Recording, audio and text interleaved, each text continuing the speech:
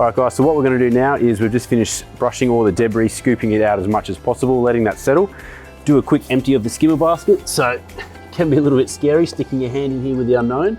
Get that out here, straight out the side, give it a tap, and then back in here. Now there is a trick to most skimmer baskets, they'll lock into place. You've got some locating tabs here. So drop it in the pool, lock it into place like so, and it's done. All right guys, after you've cleaned your skimmer basket, you need to make your way over to your pump and filter system. So from here, we're going to empty the pump basket and take all the debris out of that.